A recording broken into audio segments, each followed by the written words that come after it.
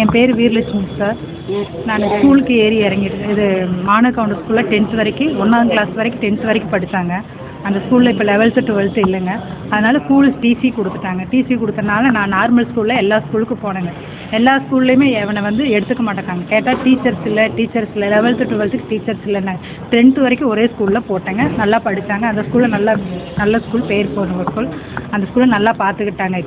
இப்போ எந்த ஸ்கூலுக்கு போனாலும் ஆர்எஸ்புரம் அந்த ஸ்கூலுக்கு போனால் அங்கேயே எடுக்க மாட்டேன்ட்டாங்க. அதுக்கப்புறம் கோவைப்புதூரில் அந்த வாக்கியப்பள்ளி அங்கேயும் போனால் அங்கேயே எடுக்க மாட்டேன்ட்டாங்க. மணிக்குண்டு போனேன், மணிக்குண்டு ஸ்கூல்லே எடுக்க மாட்டேன்ட்டாங்க.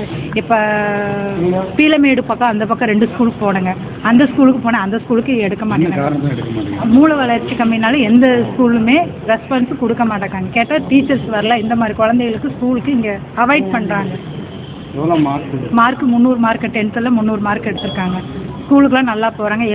எல்லாமே அவனுக்கு புரியுது. எழுதுறது எல்லா ஆல்ஃபபெட் எல்லாமே புரியுதுங்க. எல்லாமே பண்ணுறான். அதனால் நான் ஒரு +1 படிக்க வைக்கலான்னு நினைக்கிறேன். ஸ்கூலுக்குள்ளே தட்டுறேன், கதவை தட்டுறேன், யாரும் ரெஸ்பான்ஸ் கொடுக்க மாட்டேங்கிறீங்க. ஆமாம் சார். டீச்சர் அதே மாதிரி வாடகை வீட்டில் நான் இருக்கிறேன். வாடகை வீட்லேயே இந்த மாதிரி குழந்தைகளுக்கு வீடு விட மாட்டேங்காங்க. நானும் கலெக்டருக்கு மனு கொடுத்துருக்கேன், எழுதி போட்டிருக்கேன், நிறையா பண்ணியிருக்கேன்.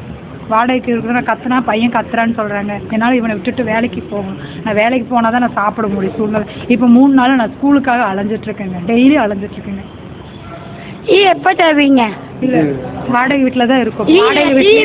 வாடகை வீட்லேயும் நான் கஷ்டப்படுறேங்க. வாடகையே கொடுக்க முடியல. இந்த அவரு ஹஸ்பண்டு தண்ணி அடிக்கிறனால அவரு குடும்பத்தை பார்க்க முடியாது. கஷ்டப்படுறேங்க. ஆமாம், மனு கொடுத்துருக்குங்க. மனு நிறைய மனு இங்கே ஆர்எஸ்புரத்தில் ஒரு மனு கொடுத்துருக்கேன். குடிசை மையத்தில் ஒரு மனு கொடுத்துருக்குங்க. எல்லா எப்போ தருவீங்க? எதுக்கட்டாலும் ரெஸ்பான்ஸ் இல்லை. ஃபோனில் மெசேஜ் வரல, எதுவுமே வரங்க. எனக்கு வரல.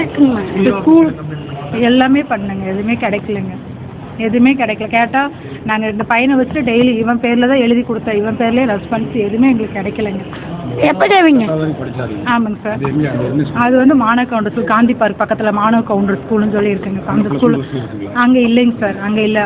அவங்க சொல்லி தான் இப்போ 2-3 ஸ்கூல் கேட்டோம். எதுவுமே இல்லை. எல்லாமே எடுத்துட்டேன்னு தான் சொல்கிறாங்க. அப்படி ப்ரைவேட்டில் தான் இருக்குங்க சார். ப்ரைவேட்டில் 1 லட்ச ரூபா 1.5 லட்ச ரூபா கேட்குறேன். நான் 1.5 லட்ச ரூபா கொடுத்து நான் படிக்க வைக்கிற நிலமையில நான் இல்லைங்க. என் பையனை 1.5 லட்ச ரூபா நான் சம்பாரித்து நான் குடும்பத்தை பார்க்குற மாதிரி தான் நான் இருக்கேங்க. நான் வேலைக்கு போனால் தான் சாப்பிட்ற சூழ்நிலை இருக்குது. இதுதான் படிச்சு வச்சுட்டேன். சரி, நல்லா இருக்கிற பையனை லைஃப் வேஸ்ட்டாக பண்ண வேண்டாம். இந்த பையனை படிக்க வைக்கலாம், ஒரு 10th படிக்க வைக்கலான்ட்டு எனக்கு ஒரு ஆசைப்படுறேன். நான் அப்படியே பார்ப்பாங்க, படிக்க வைக்கலாம் ஆசைப்படுறேன். ஆனால் எந்தமே டீச்சர்ஸ் இல்லை. அப்போ ஊனமற்றவங்க படிக்கிறதுக்கு என்ன கவர்மெண்ட் உதவி என்ன பண்ணுது? கவர்மெண்ட்டில் உதவி இருக்கா இல்லையா? கலெக்டர்கிட்ட நான் அதான் கலெக்டர் ரேஸ்ன்னு இப்போ வந்திருக்கேன். நான் இப்போ 3 வாட்டி மனு கொடுக்கலைங்க சார். எதுவும் மனு கொடுக்கலைங்க சார். கொடுக்கறதுக்காக நான் வந்திருக்கேங்க சார்.